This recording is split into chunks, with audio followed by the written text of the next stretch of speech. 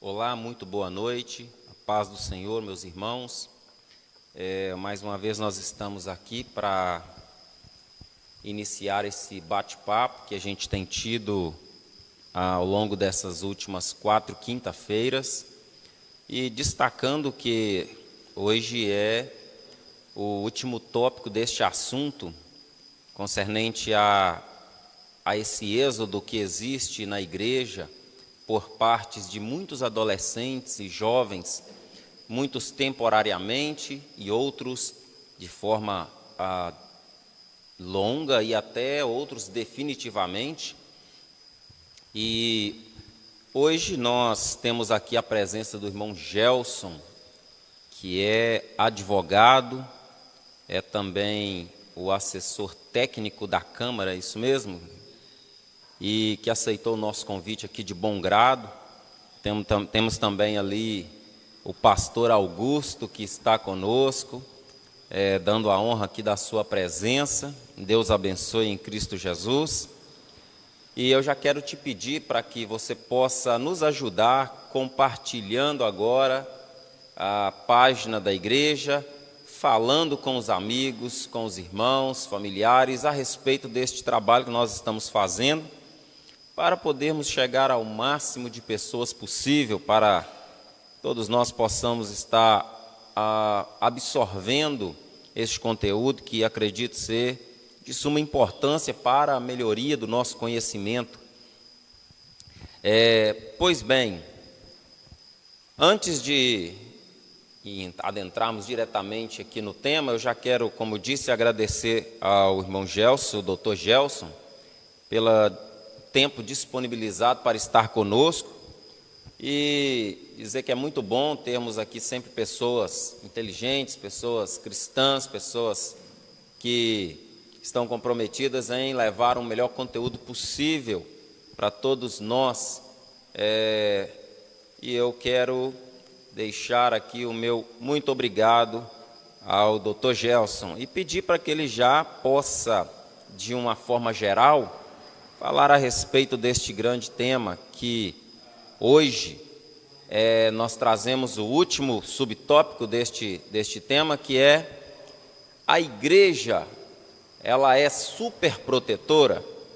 Isto baseado na pesquisa de Kahneman, no Barna Group, na Califórnia dos Estados Unidos, onde, através de uma pesquisa cristã, ele diagnosticou que 4 razões elas surgiram de uma forma muito mais plausível entre a pesquisa, e a última delas, na minha ordem, é que muitos desses adolescentes, esses jovens, se dizem um pouco presos, um pouco sufocados na igreja, por entender que a igreja é superprotetora. Eu quero deixar aqui um dado sobre este subtópico, onde 1/4 dos jovens pesquisados, de 18 a 29 anos, disseram que os cristãos demonizam tudo que está fora da igreja. 23% disseram que essa descrição, ela descreve completamente ou principalmente a sua experiência na igreja. Também nós temos 22% que entende que a igreja ignora os problemas do mundo real. E outros 18% dizem que a igreja parece estar muito mais preocupada que filmes, músicas, jogos, videogame sejam prejudiciais a elas. E já eu gostaria de, nessa percepção em linhas gerais, saber do Dr. Gelson, que ele compreende a respeito dessa pesquisa e do entendimento que ele tem a respeito dessa conversão que os jovens têm, né, sobre entender que a igreja, em muitos casos, parece ser superprotetora. Boa noite, Fabiano. Em primeiro lugar, muito obrigado pelo convite. Estamos muito honrados, felizes de estarmos aqui. Boa noite a todas as pessoas que estão nos assistindo. Então, esse tema é muito interessante, né? O verdadeiro evangelho fala que tudo é lícito, mas nem tudo me convém. E diz também que todas as coisas posso naquele que me fortalece. O mundo, ele não parou no tempo, ele sempre está evoluindo. E com isso, os jovens também. Os jovens cristãos não pararam no tempo, sempre estão em evolução. Os jovens, eles querem sim ser cristãos, precisam ser cristãos. Só que eles precisam ser liderados por pessoas que acreditam e investam neles. Acreditam na juventude, no seu potencial. Hoje nós temos uma situação que muitas igrejas querem ficar uma redoma de vidro. Ou seja, ela não está fazendo o papel no mundo. Muitas igrejas, não todas, tem as exceções. E nós temos sim que fazer parte, nós temos sim que estudar as coisas do mundo, a ciência, acompanhar a evolução do mundo. Igual, por exemplo, uma ciência. Igual quando um cientista descobre uma vacina, é algo magnífico, né? Sim. É algo que foi inspirado pelo Deus permitiu aquilo ali. Eu tenho certeza que teve uma inspiração do Espírito Santo por aquilo ali. Quando descobre uma cura, não é muito interessante? Então, se o jovem não suprir as suas dúvidas e suas necessidades, se ele não suprir as suas dúvidas e necessidades da igreja, quem que ele vai recorrer? Onde que ele vai buscar a solução das suas dúvidas, a solução dos seus problemas? Infelizmente, a igreja, ela mata a igreja com a doutrina do nada pode. Nada pode, não, tudo é pecado e a gente também não pode ser a favor do tudo pode, mas também não podemos ser aquela questão do nada pode. A gente tem que ensinar o caminho onde que tem que seguir e dar o livre-arbítrio para ele escolher, né? Ensinar as pessoas. Sim, sim. Nós temos uma percepção sobre essa superproteção, o que ela nada mais é que um excesso de proteção, um excesso de cuidado exacerbado, exagerado, né? E até a questão da psicologia, ele entende que a superproteção, ela mais atrapalha do que ajuda.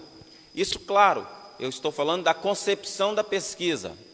E nós entendemos que muitas vezes os jovens ou adolescentes, eles se pegam em um momento de gerar as suas próprias convicções, o seu próprio entendimento.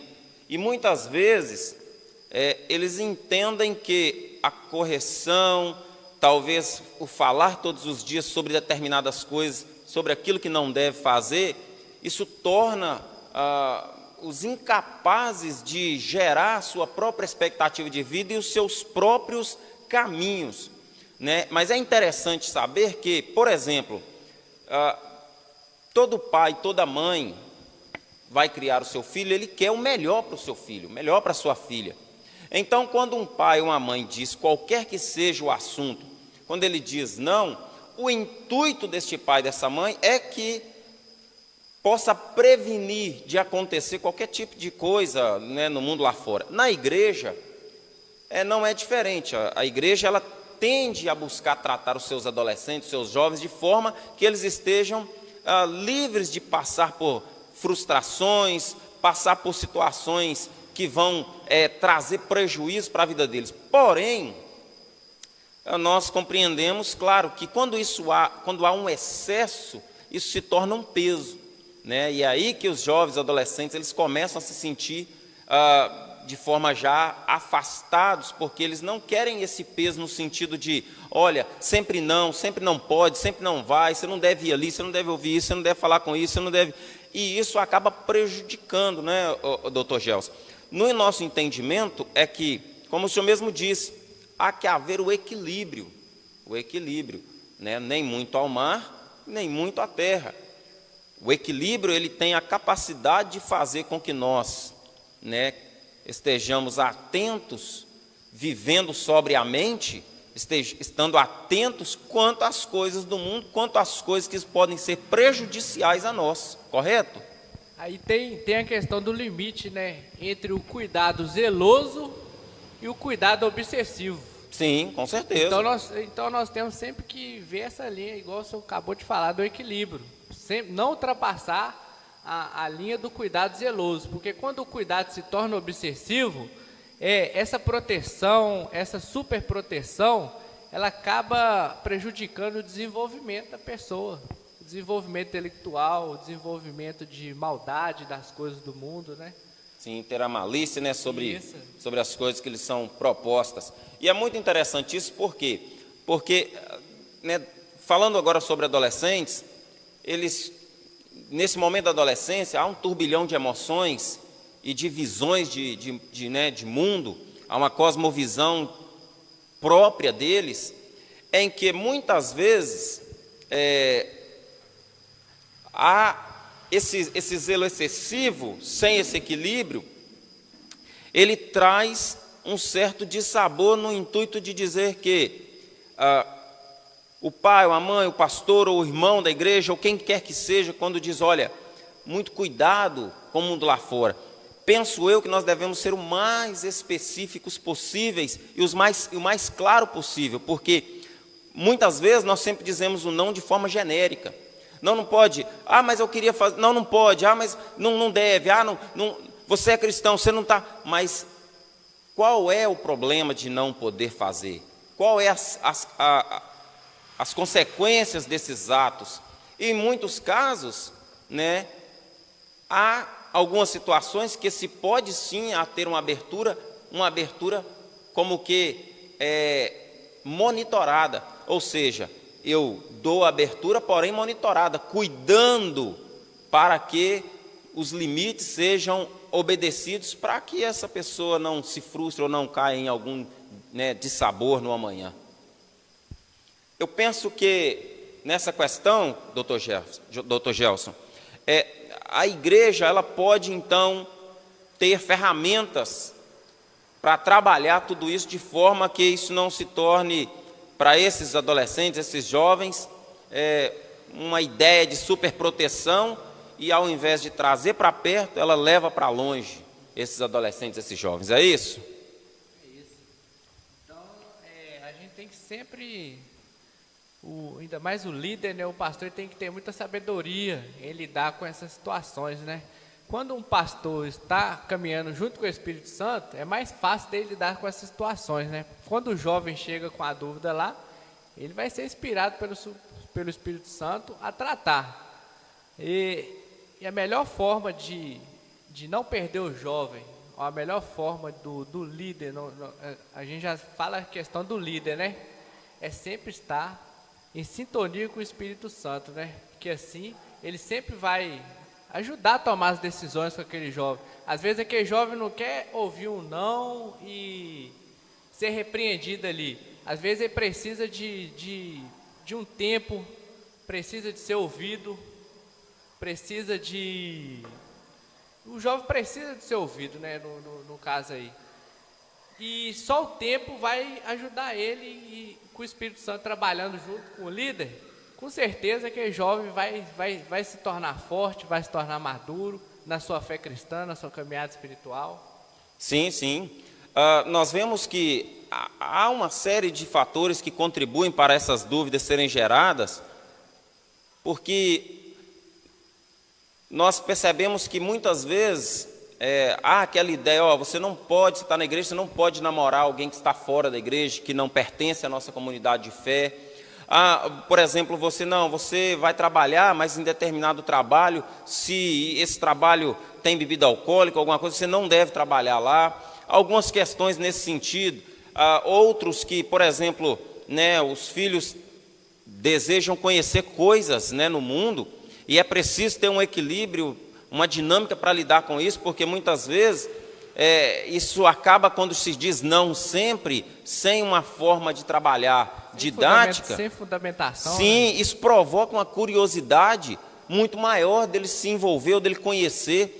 Por exemplo, nós temos aqui, claro, o exemplo do filho pródigo. Filho pródigo dá-se a entender que ele era um filho que estava sempre próximo do pai, estava sempre da casa do pai, mas ele tinha na sua mente o desejo de conhecer coisas diferentes.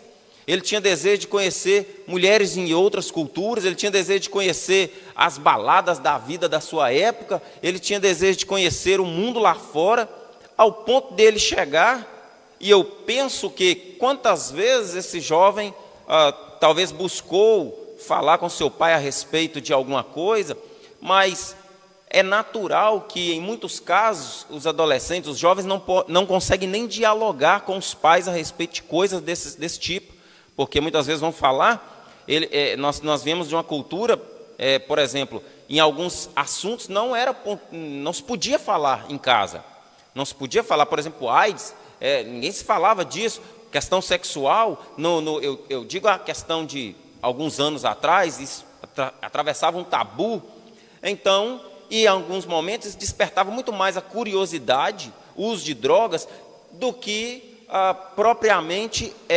conscientizava essas pessoas, até que o filho pródigo pegou ali a parte que lhe cabia, pedindo seu pai, foi viver da forma que ele desejava viver, e aí está o grande perigo, porque ele teve dissabores absurdos, perdeu tudo, né, frustrou-se, chegou a ir trabalhar como cuidador de porcos, ou seja, uma das mais degradadas profissões para um judeu, e isso é muito importante nós salientarmos, por quê? Porque é preciso ter esse equilíbrio para que nem perca-se alguém, e nem que esse alguém ele saia e encontre esses dissabores, porque é isso que ele vai encontrar, principalmente quando não tem informação, né, de forma adequada, para quando encontrar algo desse tipo, ele saber, ele ter equilíbrio, ele ter sustentabilidade emocional, para dizer, não, isso aqui eu tenho a consciência suficiente, foi ensinado pelos meus pais, foi ensinado pela igreja, que isso aqui vai me trazer prejuízo, né? E não que isso aqui, não, isso que eu não posso porque eu sou cristão, e eu estou, até porque, claro, nós sim somos separados do mundo, porque aceitamos a Cristo e a vida cristã é uma nova vida, mas estamos no mundo, convivemos com o mundo, estamos dioturnamente lidando com pessoas do mundo, então nós temos sim que saber lidar com isso, correto, doutor Gelson? A palavra de Deus nos afirma em Romanos 11, versículo 36, que pois todas as coisas foram criadas por Ele, tudo existe por meio dele e para ele. E glória a Deus para sempre por isso, né? Amém. Tudo é por ele, tudo é para ele, tudo vem dele. Então a gente fica observando, se todas as coisas pertencem a ele e foram criadas por ele e por meio dele, inspiradas por meio dele, por que os jovens acabam por abandonar a fé e se desviam do caminho do Senhor? É uma pergunta, né? Sim. E para a gente entender isso, esse contexto, o apóstolo Paulo, ele enfatizar no referido versículo, é necessário a gente ler os 3 versículos antes. Está escrito assim, eu tenho anotado aqui, ó. Ô profundidade das riquezas, da sabedoria e da ciência de Deus, qual inescrutáveis são os seus juízos e qual impenetráveis os seus caminhos. Pois quem conheceu o monte do Senhor, a mente do Senhor? Ou quem se fez o seu conselheiro? Ou quem lhe deu primeiro para que seja retribuído? Então, eu creio que uma das respostas, por que o jovem abandona a fé ou desvia-se do caminho, uma das respostas estaria na falta de conhecimento da mente de Deus. Porque a igreja, ela deixa de se aprofundar em suas riquezas e sabedorias, trazendo somente o superficialismo.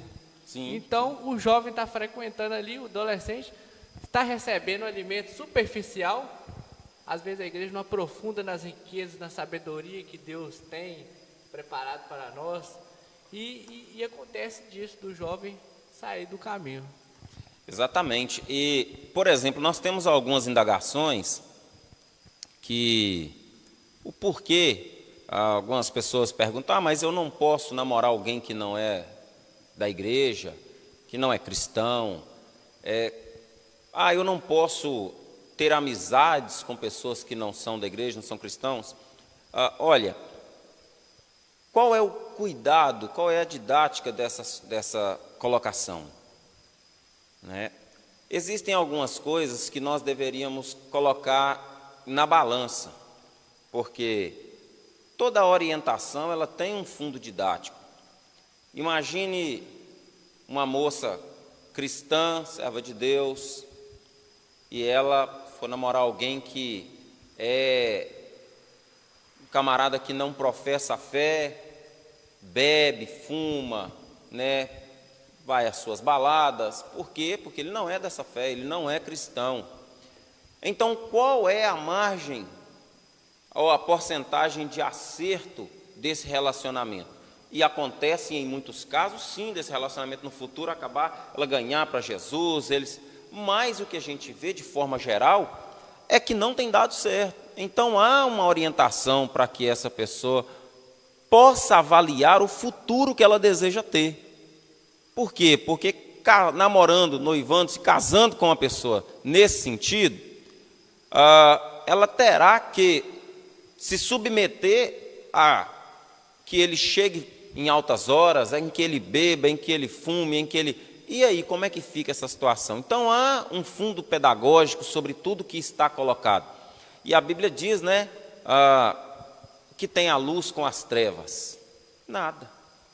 Então, o que há necessidade, talvez, é que a forma que isso deva ser colocado, não de uma forma super protetora, uma forma sufocante, né, para que essa pessoa absorva esse entendimento de forma clara e de forma leve.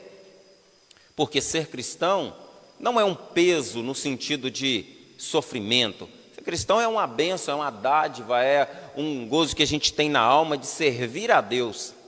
E Deus quer sempre o melhor para nós. Também há outras questões, Dr. Gelson, no que tange, por exemplo, a questão da igreja ser sufocante. Nós, infelizmente, incorremos no erro de algumas pessoas, por exemplo, criar métodos para que essa pessoa viva dentro desses métodos, mas são métodos humanos, não são métodos bíblicos, não são métodos cristocêntricos, são métodos humanos, da mente humana.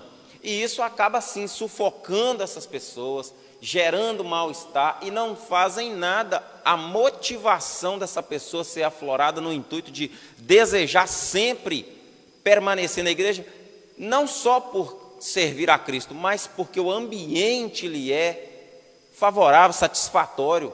Vir à igreja é uma satisfação, porque além de servir a Deus, utilizar o tempo que nós escolhemos para adorar a Deus, nós comungamos com as pessoas, nós convivemos com as pessoas, nós nos encontramos com as pessoas. Isso é uma bênção, né? Então, eu gostaria que o senhor falasse a respeito, né, numa visão geral, claro, desse modelo que é aplicado talvez hoje em alguns lugares, em muitos lugares, né, de criar um estereótipo para esses jovens. Muitas vezes não é necessário isso, porque é o Espírito Santo, é a palavra de Deus ministrada, é as orientações bíblicas que deveriam ser o norte, e não a ideia, o pensamento humano, ou a forma que eu entendo que deve ser, né? Claro, dentro de um parâmetro geral. O que a gente percebe, que já aconteceu muito, hoje está melhorando bastante, graças a Deus, essa questão dos costumes, né, que eram impostas. Se você não andar de acordo com os costumes da igreja, você não vai para o céu e você tem que sentar no banco. Era excluso. A igreja, ela agia de maneira hostil com aquele que manifestava dúvida, ou aquele que não estava no padrão da igreja, no padrão dos costumes. E a gente vê que não era o caminho certo, né? Porque as igrejas estavam mandando as pessoas para o inferno, né? Por causa, às vezes, de um costume humano, não bíblico. E eu conheço até um exemplo de uma pessoa que estava em determinada igreja e ela apareceu com um cordão na igreja. E o pastor foi lá e agiu com ela assim, ó. Chegou nela, conversou, ó. Eu não vou falar que é proibido usar cordão, a gente não tem um costume. Mas só que é o seguinte, você tem que ver a questão do Espírito Santo, você tem que sentir. Se tiver te incomodando, você tira. Se não tiver, você continua. Se você está bem com o Senhor, você está nos caminhos. Então, isso foi uma atitude de um pastor sábio, né? Que usou da sabedoria, passou a bola para o Espírito Santo, né? O Espírito Santo, como consolador, como como é que fala? Uma pessoa conselheira, deixou o Espírito Santo fazer a vez dele ali.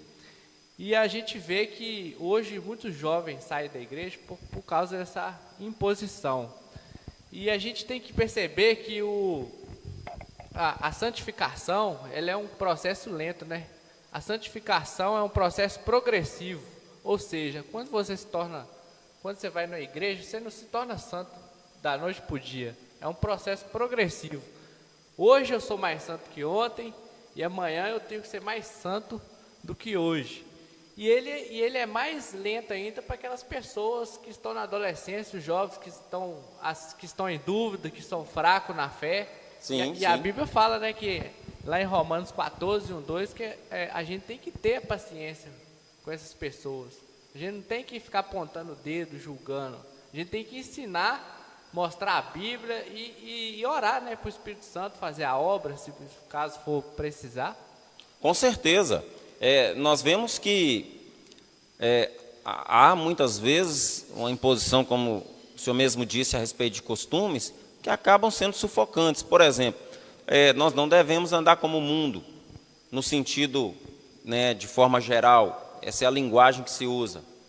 Mas, muitas vezes, isso é uma imposição e não um modo de viver que se agrade viver dessa forma. Por exemplo, antigamente em alguns locais, algumas igrejas diziam, não pode cortar cabelo, né? Não pode cortar cabelo. Havia sim aquelas pessoas, adolescentes, jovens, que cresciam com o cabelo sem cortar e não era um peso. Eles viviam bem, eles se sentiam bem, eles se agradavam disso, não se sentiam pesados. Porém, há outras pessoas que por causa disso deixaram a igreja. Por causa disso, desviaram, não quiseram mais saber da fé, porque houve ali uma sufocação no sentido de imposição de um costume. Outros, sim, em alguns outros aspectos, por exemplo, há pessoas que não, só pode usar a saia lá no pé, ou o camarada só podia camisa aqui até no pescoço, manga comprida, e entre outras coisas. Isso tudo foram, no passado, algumas pessoas não se sentiam mal com isso, e eu até acho muito bonito as pessoas que vivem assim de forma espontânea, que se sentem bem, não se sente um peso. A coisa dela mesmo, né? Sim, mas isso não pode ser uma imposição para todos. Por exemplo, como é que eu digo para um jovem hoje, dizendo, não, você não pode usar bermuda, você não pode usar uma camiseta, é quase, né, dizer para ele, falar, rapaz, você está excluído da nossa comunidade, porque ele vai se sentir fora dela, né? E até ponto que isso pode gerar, como o senhor disse, uma exclusão da comunidade da fé. Então a palavra, o Espírito Santo sendo ministrado, as pessoas sim, elas podem se sentir bem com isso, pode, mas isso não deve ser uma imposição no que concerne para você ser salvo, para você manter conosco, porque existia-se até a ideia de, não, se não é assim, está excluído mesmo. Não te dava nem a paz do Senhor, não é assim que era antigamente? Verdade. Então, rígido, né? Era muito, né, as pessoas, e quando tinha algum problema nesse sentido, não podia dar a ela nem a paz do Senhor. E é interessante que a paz do Senhor, ela não é, a própria palavra diz o seguinte, se você chegar no lugar, você vai dizer a paz do Senhor. Se a paz, se tiver lá a paz, fica lá, se não tiver, ela vai com você. Ou seja, é você que tem a paz, então você ministra a paz. Não é a pessoa que tem a paz ou deixa de ter a paz, é você. Se você tem paz, você ministra a paz, porque nós somos um agente de paz. Mas isso era de um costume, e infelizmente até hoje há pessoas que ainda convivem com esse tipo de costume, infelizmente, né? Mas isso acaba gerando sim esse problema, esse choque de gerações, que, por exemplo, a igreja pode sim continuar sendo santa, pode sim continuar sendo proativa, pode sim continuar servindo a Deus, sem esses parâmetros impostos por homens, ou por concílio, ou por qualquer que seja, que não necessariamente ele santifica, porque usar uma bermuda ou usar uma calça, isso não santifica ninguém mais que o outro. E sim, a ação do Espírito Santo, as nossas ações, o modo de vida, o modo de falar, o modo de comprar e pagar, e isso sim testifica de um cristão verdadeiro, genuíno, né? Isso é muito importante. Outra coisa que disse muito aqui, é que parece, na pesquisa diz que parece que a igreja não está preocupada com o que acontece no mundo lá fora, no mundo real, e quer enclausurar as pessoas só no que no cotidiano espiritual, o que também é um erro, porque o próprio Jesus, ele socializou-se, ele se envolveu com publicanos, ele se envolveu com pessoas de todas as classes, ele levou o evangelho. O próprio apóstolo Paulo diz: eu fiz de tudo a todos para ver se salvava alguns. Então, parece-me ser uma controvérsia aqui, dizer que, poxa, nós ficarmos aqui, não, o nosso mundo é esse, e nós não. Não, nós estamos envolvidos sim na política. O cristão deve sim se envolver com política, porque o voto dele vai dizer quem será o governante dele no amanhã. E aí você fala: não mexe com política, não quero saber de política. Não. Então, meu querido, você vai sempre ser massa de manobra de algum político. E as pessoas que foram lá e votaram e fizeram se valer da política, que é sim, você não tem que estar subjugado ao mundo político, mas você tem que estar envolvido sim com a política, penso eu. Isso é só uma das questões. As pessoas falam: não, eu já vi pessoas que falaram assim: não, eu não vou trabalhar nessa determinada empresa, porque essa determinada empresa trabalha com bebida alcoólica, eu não posso trabalhar lá. E penso eu que isso é um bom sentimento, porque ele não quer estar envolvido onde tem bebida alcoólica, onde tem cachaça, onde tem... Mas isso não pode ser, por exemplo, uma máxima de que, se você precisar trabalhar e só tiver esse emprego lá, você vai ficar em casa e vai passar fome? Não, você tem responsabilidades, então você vai orando a Deus, esperando que Deus abra uma porta, que você é filho de Deus. São questões que eu acredito que podem ser discutidas, penso eu, porque a máxima é o quê? É servir a Deus, ser luz aonde quer que seja, né? Penso eu. É verdade, a Bíblia fala que nós somos luz nas trevas. Se a gente não pode ir até lá na treva para lumiar e levar essa luz lá, então para que existe a treva? E para que nós somos luz? Eu acho que a gente tem que se envolver com igual a questão da política. Muitos têm a mente fechada que religião e política não pode misturar, não. É só que nós vivemos aqui no mundo, e esse mundo ele é regido por política. E a própria igreja existe política, porque a igreja, ela existe concílios, ela existe votação, ela existe eleição. O que é isso? Nada mais do que política. E o problema é que o conceito política foi demonizado. Esse que é o problema. Coisa que a igreja faz, né? Exatamente. Demoniza tudo que está no mundo. Exatamente. E gera dificuldade para o jovem. Você tem que compreender que os filhos dos cristãos, os cristãos, eles são para nós a esperança de políticos que servem a Deus, eles são para nós a esperança de judiciário que servem a Deus, eles são a esperança para nós porque as pessoas pensam o seguinte: não, é juiz, é médico, esse o cristão pode, porque na verdade é só o status que a pessoa está procurando. Porque o cristão, ele pode ser policial militar, ele pode ser agente penitenciário, ele pode ser um vereador, ele pode ser prefeito, deputado, presidente da república, ele pode ser pedreiro, ele pode ser carpinteiro, ele pode ser o que for, porque a profissão, ela é uma profissão digna. E os princípios, porque a política só tem corrupção, então é mais um motivo para o cristão entrar lá para acabar com isso. Para limpar, né? Então nós devemos... ser luz nas trevas. Nas trevas, nós devemos parar com essa hipocrisia santa de achar que não. Na verdade, o que nós precisamos é compreender melhor a Bíblia, a palavra de Deus, porque Paulo, ele discutiu no Sinédrio, ele discutia, ele tinha influência política, por isso Deus o usou para ir em vários lugares, para ir a Roma e em outros... Ou seja, nós precisamos ter esse entendimento, né? E não demonizar tudo que está lá fora, no intuito de fazer com que as pessoas fiquem na igreja com aquela mente pequena, de forma nenhuma. Na Bíblia tem muitos políticos, né? Teve José, que foi governador. Governador, claro. Teve Daniel, E excelentes políticos. Excelentes Excelentes governantes. Com exemplos aí. Então, Sim. nós temos que ter essa questão infiltrada, né? Igual o senhor falou. Nós temos sim que ser luz lá nas trevas, nós temos que participar, nós temos que dar a nossa voz. Onde que tem alguma coisa acontecendo, alguma ideia contrária, nós não temos nossa opinião? Sim, A claro. Bíblia não tem os princípios que a gente segue? Então a gente tem que chegar nesses lugares e falar esses princípios, dar voz, porque se a gente não fizer isso, quem vai fazer? Sim, com certeza. E para encerrarmos aqui esse assunto, nós temos um problema crônico hoje, de forma geral na igreja.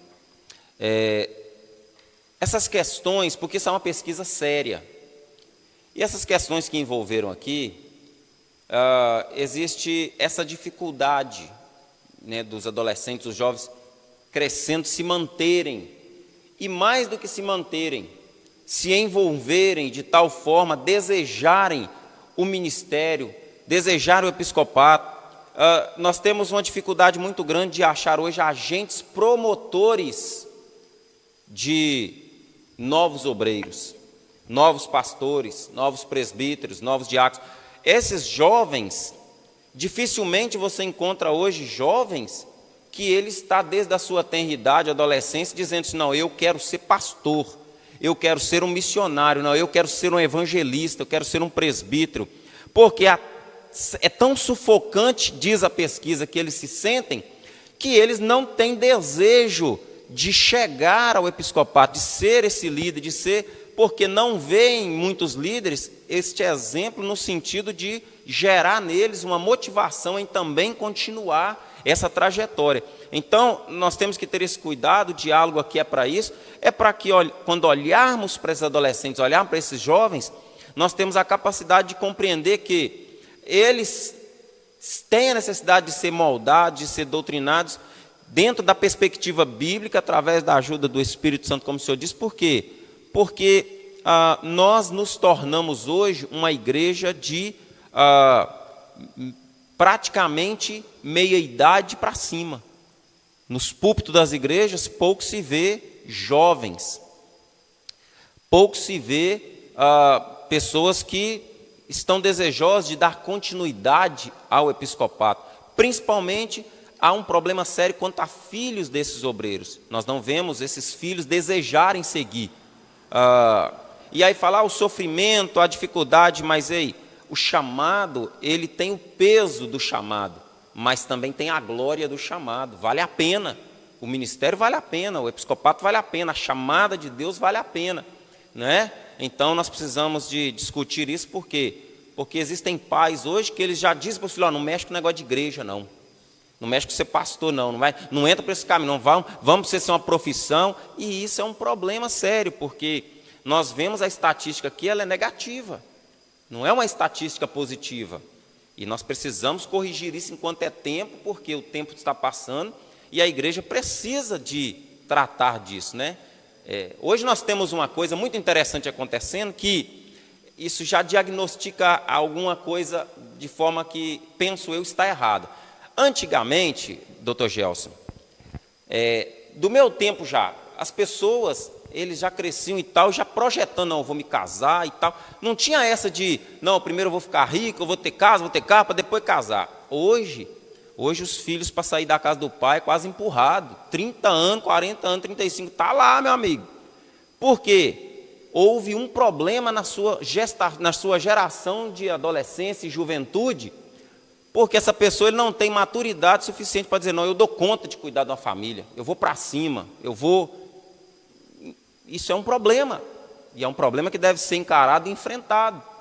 Nós vivemos hoje essa dificuldade, né? E eu gostaria, para encerrar, o senhor falar sobre isso, dar aqui a sua perspectiva, e já vamos deixar aqui também esse pedido para que você possa continuar nos acompanhando, né? Nos ajudando na divulgação.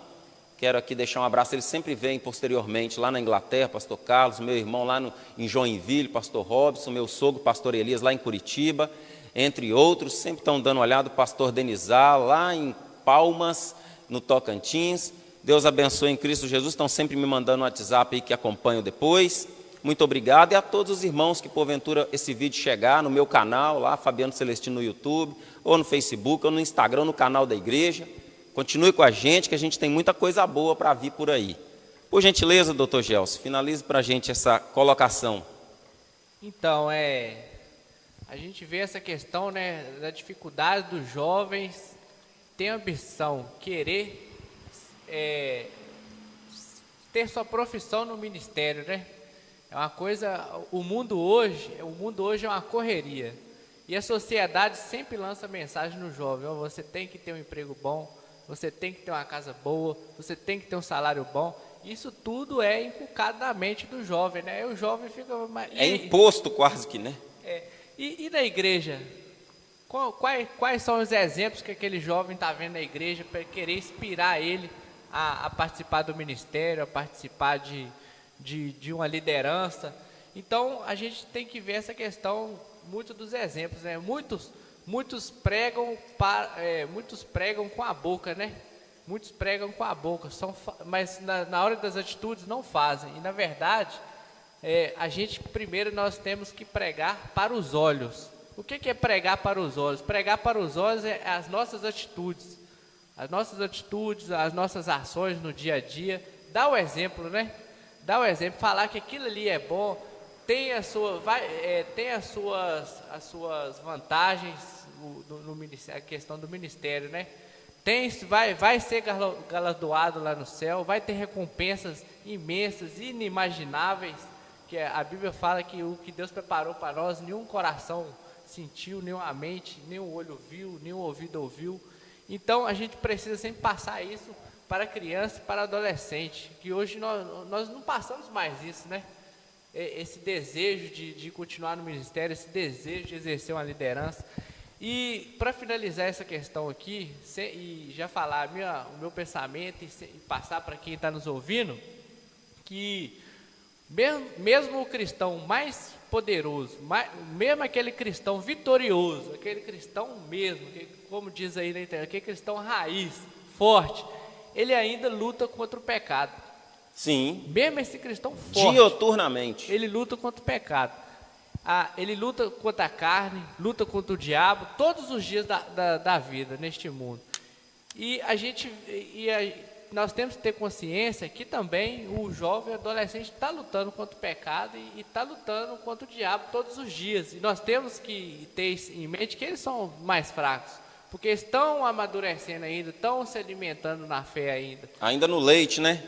Ainda no leite. Então, uma coisa que nós temos que ter é paciência, saber ouvir esses adolescentes.